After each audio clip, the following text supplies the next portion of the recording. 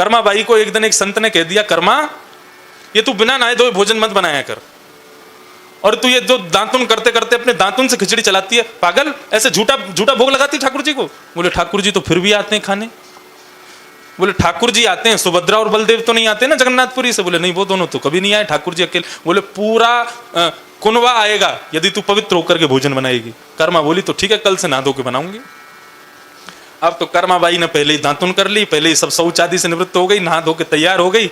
आज Karma by late हो गई भोजन बनाने में, नहा धो के बना रही है। ठाकुर जी मां प्रतीक्षा कर रहे हैं जगन्नाथपुरी में, कर्मा की खिचड़ी की खुशबू आवे तो मैं जाऊं, अभी तक आई नहीं। प्रतीक्षा करते करते करते करते मां जगन्नाथपुरी में घंटे बज गए, मतलब मंदिर खुलने का समय होने वाला था, और जगन्नाथ जी वहां पर उतावले बैठे। आज कर्मा ने बुलाया क्यों नहीं, मंदिर खुलने में थोड़ी देर रह गई थी, इतने में ही कर्मा बाई की खिचड़ी बन गई। महाराज घंटी की आवाज आने लगी, ठाकुर जी दौड़े मंदिर से दौड़ करके देखे तो आज तो कर्मा बाई बड़ी सुंदर बन के, बिल्कुल साड़ी वाड़ी पहन करके, बिल्कुल स्वच्छ होकर के खिचड़ी लेके बैठी थी। ठाकुर जी कर्मा बाई के यहाँ पहुंचे ही थे कि इतने में ही जगन्नाथपुरी में घंटे बजने लगे, मंदिर खुलने की तैयारी होने लगी। ठाकुर जी दो बात करते तो दूर की बात, अब खिचड़ी बनी जल्दी खावें, तो गरम गरम खिचड़ी, हाथ लगाने में भी ठाकुर जी को लग रही थी, लेकिन खिचड़ी खानी है, क्या करूं, तो जलते हुए हाथ से मुंह में भरने लगे अपने में। यहां से मुंह जल गया, यहां से मुंह जल गया, आंखों से अश्रुपात होने लगे, घंटे घड़ियाल बजने लगे, जगन्नाथ मंदिर का मुख्य द्वार खुलने लगा। ठाकुर जी पूरी गरम गरम खिचड़ी मुख में भर करके दौड़े, और जैसे ही जगन्नाथ मंदिर में पहुंचे हैं, नेत्रों से कष्ट के कारण आंसू निकलने लगे, ठाकुर जी के मुंह में घाव हो गए। रात्रि में कर्मा बाई को स्वप्न दिया जगन्नाथ जी ने, कर्मा आज मैं पूरे दिन कुछ नहीं खा पाया, क्यों? तेरी प्रातःकाल की खिचड़ी इतनी गर्म थी कि पूरे मुंह में घाव हो गए। लाल जी मैंने तो आज बड़ी स्वच्छ होकर के बनाया था, नहा धो करके दांतुन आदि सब करके फिर बनाई थी। बोले आज की तेरी खिचड़ी स्वादिष्ट भी नहीं थी और बहुत गर्म थी। कर्मा तू नहाने धोने और उन सब की चिंता मत किया कर, तू जैसे हमेशा बनाती है वैसे बनाया कर, मुझे वही खिचड़ी पसंद है। प्रेम से तुझसे दो बातें करूं, तेरे सामने तुझको निहारूं। अरे खिचड़ी खाने थोड़े आता हूं मैं, तो तुझको देखने आता हूं, तुझसे मिलने आता हूं। तू जैसी व्यवस्था से रोज बनाती है वैसी बनाया कर, ये नहाने धोने में समय व्यर्थ करती है, मैं लेट हो जाता हूं दर्शन देने के लिए। अगले दिन से कर्मा ने फिर से नियम तोड़ दिए, बिना नहाए धोए और दांतुन करती हुई फिर से खिचड़ी बनाने लगी। श्री जगन्नाथ जी आज भी प्रेम से पधारे, कर्मा बाई को देखते हैं और उसके हाथ से खिचड़ी खा रहे हैं। तो मेरी बात को आप अन्यथा मत समझिएगा, मैं अटल सत्य के साथ बोल रहा हूं। आपको नाम जप की आवश्यकता नहीं है, आपको तीर्थ यात्रा की आवश्यकता नहीं है, और कह दूं तो कोई अतिशयोक्ति नहीं, सत्संग से भी वंचित हो जाओ तो हो जाना, लेकिन पाक सेवा यदि आपके हाथ में बहुत अच्छी है तो ठाकुर जी का चिंतन करते हुए सुंदर सुंदर भोजन बनाने लग जाओ, आपकी भोजन शैली से ही प्रसन्न होकर लाल जी आपको मिल जाएंगे। एक ब्रजवासी कह रहा है, एक वक्ता कह रहा है, मेरी बात को आप अन्यथा मत लीजिएगा, मैं सत्य कह रहा हूं, ठाकुर जी मिल जाएंगे। और दूसरा गुण जिस पर भगवान बहुत, दूसरी विद्या जिस पर भगवान बहुत रीझ जाते हैं, वो दूसरी विद्या है गायन की विद्या। यदि कोई व्यक्ति बहुत अच्छा गायक बन जाए, अच्छा एक तो बहुत बड़ी बात है ना, गायक बहुत अच्छे बन जाएं तो अभिमान आ जाता है। विद्या में विद्या का अभिमान ही भगवत मिलन में बाधक बन जाता है। कई लोग बहुत ज्ञानी होने के बाद भी उस ज्ञान का अभिमान कर लेते हैं, इसलिए ऋते ज्ञानान न मुक्ति, भगवान स्वयं कहते हैं कि ज्ञान के बिना मुक्ति नहीं मिलती। लेकिन वही ज्ञान यदि अहंकार युक्त हो जाए तो भगवान कहते हैं मुझसे भी नहीं मिला पाता, वो मेरी प्राप्ति में भी वो बाधक बन जाता है। इसलिए अभिमान नहीं, अपनी विद्या का अभिमान मत करो। यदि आपके पाक शैली आपकी अच्छी नहीं है, गायन अच्छा है, तो भी आपको नाम जप आदि इन सब की जरूरत नहीं, गायन से ही भगवान मिल जाएंगे। भगवान को वो स्वर भी बहुत प्रिय है, गायन करो। श्रीनाथ जी की सेवा में एक दरबान आया, मुख्य द्वार पर पहरेदारी करता था, लेकिन उसके पास में कंठ बढ़िया था, गाता बहुत अच्छा था। अच्छा, ठाकुर जी की सेवा में रागों का नियम है, जैसे कि राग भैरवी, राग भैरव, ये सुबह सुबह गाए जाएंगे। इनको सुनकर के ठाकुर जी उठ जाते हैं। एक प्रातःकाल का एक पद है, सुनाऊं? उसको सुनकर के ठाकुर जी उठते हैं। वाह, मुझे बहुत प्रिय है ये, मैं अपने लाल जी को यही गा के सुनाता हूं। मोह मोहन जागिए बलि जई है, लाला जाग रे बल जई है। राग भैरव। आपने भैरव गाना शुरू किया कि ठाकुर जी की आंख अपने आप खुलने लग जाती है। भैरव राग से उनकी नींद खुलती है। यशोदा मैया गा रही हैं, ठाकुर जी अब यशोदा मैया उठा रही हैं, लाला जागिए बलि जई है, मोहन जाग रे बल जई। ठाकुर जी को नींद आ रही है और चद्दर उड़ लेते, मैया अभी ना उठ रहा हूं मैं। तब मैया प्रलोभन देती है ठाकुर जी को, जैसे बालक को प्रलोभन देते हैं ना, देख तेरे लिए खिलौना लाए हैं पापा, देख तेरे लिए क्या लाए हैं। तो लाला चद्दर में से झांकता, कहाँ है पहले दिखाओ। ऐसे ही ठाकुर जी को यशोदा मैया प्रलोभन दे रही है, तेरे कारण श्याम सुंदर, तेरे कारण श्याम सुंदर, मैं नई मुरलिया लाई हूं, तेरे लिए नई मुरली लाई हूं मैं आज। सोई ठाकुर जी चद्दर नीचे कर, दिखाओ कहाँ है। तो मैया दिखाती है, देखे रही। ठाकुर जी सोई मुरली लेके फिर चद्दर में घुस जाते, मैं नहीं उठ रहा अभी, मैं तो यहीं रहूंगा, मुझको को नींद आ रही है। फिर मैया दूसरा प्रलोभन देती है, देख तू सोता रहेगा ना, देख गायन को वन में जावे को समय है गया, तू सोता रहेगा तो दाऊ दादा ले जाएगा, तू यहीं रह जाएगा। गायन के गलबंद खूंटे शरण डगर बन की लई है लाला। देख गैया अपने गाय अपने गले के खुंटान को तोड़ रही है, अपने गले में बंधी हुई रस्सी को तोड़ रही है। क्यों? वन में जावे को समय है क्यों? तू सोता रहेगो तो नंद बाबा दाऊ दादा गैयान को लेके चले जाएंगे, फिर तू रह रही हो, मैं बैठो रह जाइए यहीं पे। जैसे ही ठाकुर जी को पता चलती है कि गैया जाने का समय हो गया है, वन में जाने का समय हो गया, सोई अपनी मुरली को यहाँ खोस करके ठाकुर जी सोई खड़े हो जाते हैं, मैं अभी जाऊंगा। इतने में मैया आरती लेकर के लाल जी की मंगला आरती कर देती है। सुबह उठ गए लाल जी, ऐसी मंगला। तो प्रातःकाल ब्रह्म वेला का राग भैरव ठाकुर जी को बहुत प्रिय है। भैरव गा दिया जाए, ठाकुर जी उठ जाते हैं। ऐसे ही रात्रि का राग है बिहाग। आपने बिहाग गाया नहीं कि ठाकुर जी की आंख अपने आप बंद हो जाएगी, सो जाएंगे। तो मुख्य द्वार पर जो पहरेदार था उसको ये नहीं पता था कि रागों का समय क्या, गाना आता था बस। और वो क्या करता था, सुबह रात्रि में बिहाग गाया गया था, तो वो बिहाग सुनकर के उसके मन में बिहाग ही चलता रहता था। जब वो सुबह सुबह आता था तो बिहाग गाने लग जाता था। तो मंगला में खड़े खड़े ठाकुर जी की आंख बंद होती, झोंका, बार बार नीचे झुकते। गुसाई जी कहते ये क्या हुआ? रात्रि में ठाकुर जी बिहाग सुन के सो गए और वो पहरेदार को छोड़ के गुसाई जी आदि सब मंदिर बंद करके चले जाते। वो रात में गाता, लाला जागिए। अब रात में 12 बजे जब गाते तो ठाकुर जी उठ जाते, बोले रात में कौन गा रहा है भाई? उठ के बैठ जाते और पूरी रात वो भैरव गाता। ठाकुर जी बैठे ही रहते, नींद आती, फिर से स्वर सुनाई देता, फिर उठ जाते। दूसरे दिन गुसाई जी आरती करने के लिए पधारे, मंगला में ठाकुर जी की आंख बंद हो रही। पर्दा लगा के गुसाई जी बोले, लाल जी क्या हो गया आजकल, आप क्या सुबह सोते हो रात में जगते हो? बोले अरे गुसाई जी आपने नया पहरेदार रखा है ना, ये रात में 12 बजे बिहाग गाता है और सवेरे रात में 12 बजे भैरवी राग गाता है, रात भर सोने नहीं देता, सुबह मुझको नींद आती है। तो स्थिति ये हुई कि महाराज गुसाई जी ने कहा हमारे लाल जी को इसकी वजह से कष्ट हुआ। तो गुसाई जी ने उस पहरेदार को सेवा से निकाल दिया, जाओ आज के बाद मत आना यहाँ पे, तुम्हारी वजह से ठाकुर जी को कष्ट होता है। रात्रि में शयन के बाद में कपाट बंद करके ठाकुर जी गुसाई जी चले गए। रात भर लाल जी सोए नहीं, ठाकुर जी जगे रहे। कभी खिड़की में से झांके, कभी बोले वो कहाँ गया पहरेदार, अब तो वो दिखाई नहीं देवे। तो दूसरे दिन गुसाई जी ने मंगला के लिए जैसे ही दर्शन खोले, मंगला करने लगे, ठाकुर जी क्रोध में खड़े थे। गुसाई जी ने पर्दा लगा के बोले आज लाल जी गुस्सा क्यों आ रहा है आपको? बोले रात भर हमको नींद नहीं आई। बोले क्यों नहीं आई? अब तो मैंने वो पहरेदार हटा दिया। बोले नहीं, अब तो मुझको भैरव सुन के नींद आती है, अब मेरी दिनचर्या बदल गई, अब मुझे बिहाग सुन के तो आंख खुलती है और भैरव सुन के नींद आती है, उसको दोबारा बुलाओ। तो ठाकुर जी को विद्या अर्पित करो और वह विद्या जो उन्होंने संपन्न करके आपको भेजा है उसको तो अर्पित करें। और एक बात कहें, जिस विद्या को आप संसार में आकर के सीखते हो, ठीक है अपने परिवार कुल खानदान अपने जीवन यापन के लिए उस विद्या का व्यय किया जाए, उस विद्या से धन कमाया जाए, ठीक है, लेकिन एक समय आने के बाद में उस विद्या को भी ठाकुर जी को अर्पित कर दो। जब लगे कि हाँ सब ठीक है, अब मुझे जरूरत नहीं है ज्यादा, तो उस विद्या का प्रयोग भी ठाकुर जी के लिए करने लग जाओ। विद्या,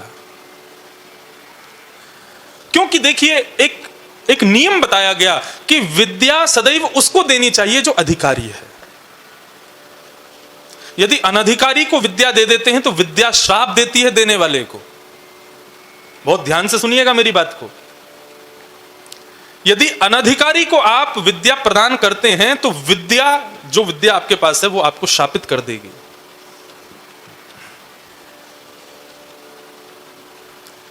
कविराज कालिदास, उनका अंत एक अयोग्य को विद्या देने से हो गया था।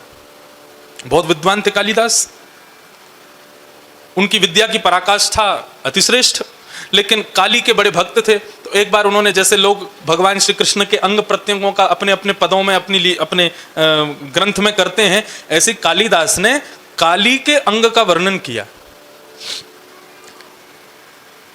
तो कालिदास से एक अपराध हो गया। अब इसको अपराध नहीं कहेंगे, क्योंकि बड़े जन जो कुछ भी करते हैं वो हमको शिक्षा देने के लिए करते हैं, भले उससे उनका अनहित हो जाए। कालिदास से क्या हो गया कि उन्होंने काली के रूप का वर्णन किया, तो काली तो मां है, उनके रूप का वर्णन किया, भुजाओं का वर्णन किया, पैरों का वर्णन किया, सब ठीक था, लेकिन काली की जंघा का वर्णन कर दिया, जो कि अपराध है। वो मां है, आप मां के अंग प्रत्यंगों का वर्णन नहीं कर सकते, वो वर्णन योग्य नहीं है। लेकिन कालिदास के मन में यह विकार नहीं था, पढ़ने वालों में तो विकार है। कालिदास ने वर्णन कर दिया, पढ़ने वालों ने उस पर ऑब्जेक्शन कर दिया, बोले कि काली की जंघा का वर्णन कर रहे हैं। सब क्रोधित हो गए कालिदास से। कालिदास से क्रोधित हुए तो जिस राज्य में वो रहते थे वहां के सब लोगों ने कालिदास को देश निकाला करने के लिए राजा को प्रेशर दिया, बोले इनको निकालो यहां से, इन्होंने बहुत बड़ा अपराध किया है। राजा कालिदास के शिष्य थे, लेकिन फिर भी एक राज्य पदवी पर होने के कारण प्रजा की सुनना उनका अधिकार था। उन्होंने कालिदास को निकाल दिया। कालिदास दूर नगर में कहीं रहने लगे। बहुत समय बीत जाने के बाद में एक दिन राजा का मन बड़ा व्यथित हो गया, व्याकुल हो गया। मन में सोचने लगा, मेरे गुरुदेव ने इतने अच्छे अच्छे काम किए, हमने केवल एक अपराध के पीछे सब छोड़ दिया। उन्होंने एक अपराध किया और हमने उनकी सारी कृपाओं को भूल गए। बहुत बड़ी गलती हो गई, उनको देश से निकाल के मैंने बहुत बड़ा अपराध कर दिया, मेरे गुरुदेव को वापस लाओ। खोजने लगे तो कालिदास मिले नहीं। तब राजा विद्वान था, कालिदास का शिष्य था, तो राजा ने एक श्लोक लिखा, और वो श्लोक आधा लिखा और कहा कि भाई जो इसको पूर्ण कर देगा मैं उसको 100 सोने की मोहर दूंगा। क्योंकि राजा जानता था सिवाय कालिदास के इसको पूरा कोई नहीं कर सकता। श्लोक क्या था? कमलेत कमलोत्पत्ति श्रूयते न तु दृश्यते। आधा श्लोक, कमल से कमल उत्पन्न होता है, यह केवल सुना गया है, देखा कभी नहीं गया। कमल में और कमल उत्पन्न हो जाए ऐसा केवल सुना जाता है, देखा तो कभी नहीं। आधा लिख करके आधा छोड़ दिया, नीचे लिख दिया जो पूरा करेगा 100 सोने की मोहर। पूरे नगर में उसके बोर्ड लगवा दिए, जो पूरा करेगा 100 सोने की मोहर। राजा ने अपने नगर के अलावा और नगरों में भी उसके प्रचार कर दिए, जो पूरा करेगा उसको 100 सोने की मोहर। किसी दूसरे नगर की एक वैश्या ने देखा, 100 सोने की मोहर मतलब जीवन भर के लिए भोजन मिल जाएगा। वे जानती थी कि कालिदास उसके नगर में रहता है और ये राजा कालिदास की खोज करने के लिए ये श्लोक लिख रहा है। उसने वो बोर्ड वहां से उतार करके अपने वैश्यालय के बाहर लगा दिया, क्योंकि वो जानती थी कालिदास यहां से निकलते हैं। और विद्वान का एक गुण होता है, यदि वो अपने से जुड़ी हुई कोई चीज देख ले तो उसको पूर्ण करके ही फिर आगे कुछ करता है। तो कालिदास जैसे ही वहां से निकले, कालिदास ने देखा कमलेत कमलोत्पत्ति श्रूयते न तु दृश्यते। नीचे वाले पंक्ति तो पूरी की नहीं किसी ने। कालिदास से रुका नहीं गया, तुरंत उन्होंने सिड्डी ली और चढ़ गए ऊपर और नीचे लिख दिया बाले तुम मुखाम भोज कथम इंद्री वरद्वयम। उनका भाव क्या था? कमल से कमल उत्पत्ति होती है, सुना गया है, देखा नहीं गया। कालिदास कहते हैं श्याम सुंदर का मुख कमल है और उस मुख कमल पर 2 नेत्र कमल हैं, हो गई कमल से कमल की उत्पत्ति। ठाकुर जी का मुख कमल है और उस मुख कमल पर 2 नेत्र कमल हैं, तो कमल से कमल उत्पन्न हो गया। कालिदास ने श्लोक पूरा किया। किसी ने जाके वैश्या को बताया, बोले तुम्हारा श्लोक पूरा हो गया। वैश्या निकल करके बाहर आई, उसने कालिदास के चरणों में प्रणाम किया। उसने कहा 100 सोने की मोहर तो मेरे नाम हो गई, लेकिन राजा को यदि कालिदास मिल गया तो क्या पता उसने मुझे मोहर नहीं दी, तो क्योंकि श्लोक तो इन्होंने पूरा किया है। उन्होंने कहा यदि कालिदास जीवित रहेगा तो मुझे 100 सोने की मोहर नहीं मिल पाएंगी। छल करके कालिदास को अपने घर में ले आई, आप मेरे यहाँ थोड़ा प्रसाद पा लीजिए। कालिदास भी कृपा करने के भाव से उनके घर में गए।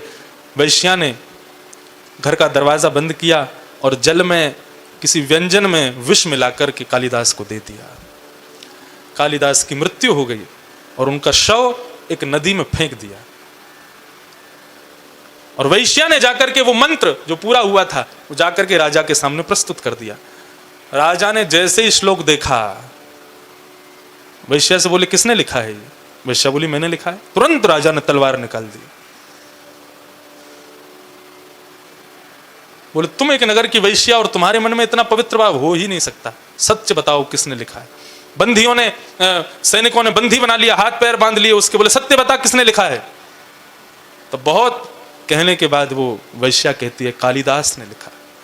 राजा ने तलवार दूर फेंक दी, चरण पकड़ ली, बोले मेरे गुरुदेव कहाँ हैं? तू सो नहीं, तेरे को 500 मोहर दूंगा, लेकिन मेरे गुरुदेव का परिचय दे, वो कहाँ हैं? वैश्या घबराने लगी, कैसे बताऊं? तो वैश्या ने बताया मुझे लगा कि कालिदास यदि आपको मिल गए तो आप 100 सोने की मोहर नहीं दोगे, इसलिए मैंने कालिदास को विष दे दिया। उसी समय राजा ने उस वैश्या का सर धड़ से अलग कर दिया। कालिदास के शव को खुजवा करके उनका अंतिम संस्कार किया। अंतिम संस्कार करके राजा का मन बड़ा व्याकुल, वे अपने गुरुदेव के पास, दूसरे गुरुदेव एक संत थे उनके पास गए और जाकर के कहा महाराज इतना बड़ा ज्ञानी, इतना बड़ा ज्ञानी कालिदास, और ऐसी ऐसी ऐसी मृत्यु। कहां तो भगवान वेदों में कहते हैं रते ज्ञानान्न मुक्ति, ज्ञान के बिना मुक्ति नहीं मिलती, और इतना बड़ा ज्ञानी कालिदास जिसने संपूर्ण जीवन अपना ज्ञान युक्त होकर के भगवान की सेवा में व्यतीत कर दिया, आज उसकी इतनी दर्दनाक मृत्यु क्यों? तब उस संत ने जो बात कही वो सुनने योग्य है। उन्होंने कहा कि देखो कालिदास था ज्ञानवान, बहुत विद्वान, लेकिन कालिदास ने एक सुंदर विद्या को एक कुपात्र वैश्या को दे दिया। जो ज्ञान वहां लिखा उन्होंने, उसकी योग्य नहीं थी वो वैश्या। उस सुंदर विद्या को एक कुपात्र वैश्या को उन्होंने दे दिया, इसलिए विद्या ने ही उनको शाप दे दिया। इसलिए राजन, कहीं हमारी विद्या किसी कुपात्र के पास ना चली जाए, इसलिए हमारी विद्या के सबसे बड़े पात्र केवल राधा रमन लाल हैं, केवल बिहारी जी हैं।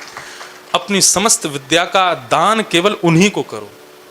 आपने किसी और को रिझाने के लिए उसको प्रस्तुत कर दिया और कहीं वो उसके योग्य नहीं हुआ तो आपकी विद्या कहीं आपको श्राप ना दे दे। इसलिए सावधान। विद्या, माता शत्रु पिता बैरी ये न बालो न पाठिता। वो मां शत्रु मानी जाती है, पिता बैरी माना जाता है बालक का, जो बालकों को सुंदर विद्या नहीं दिलाते।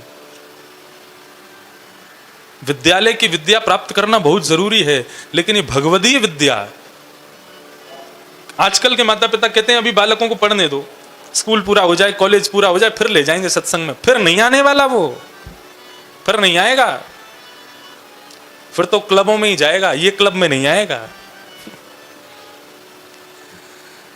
इसलिए कौमाराचरेत प्राज्ञो धर्मान भागवतानि है। कुमार अवस्था से ही बालकों को सत्संग में लाना शुरू करो। मुझे कल बता रहे थे कि हमारे साईं अम्मा के दरबार में किसी नए व्यक्ति को प्रवेश नहीं है। यहाँ पर सेवक सेवा कोई करना चाहे तो किसी नए को प्रवेश नहीं मिलता। जो पुराने हैं उन्हीं के बालक पर शिष्य बालक ही यहाँ पर सेवा में आते हैं। क्यों? क्योंकि किसी नए को प्रवेश दे दिया तो एक दूषित मछली सबको बिगाड़ देगी। इसलिए यहाँ सब पुराने हैं। और यदि किसी को आना है तो 1-2 वर्ष तक अपने आप आओ, तुमको निमंत्रण भी नहीं आया, वो सब बता रहे थे। इसीलिए तो यहाँ पर इतना शिष्टाचार है, यहाँ पर इतना डिसिप्लिन है, क्योंकि रक्त में वही साईं अम्मा के समय में जो उनके अंग सेवक रहे होंगे, उनके रक्त में जितने भाव थे वही दूसरे उनके वंशजों में वही रक्त बह रहा है। इसलिए ये सब कुछ यहाँ पवित्र है, शुद्ध है।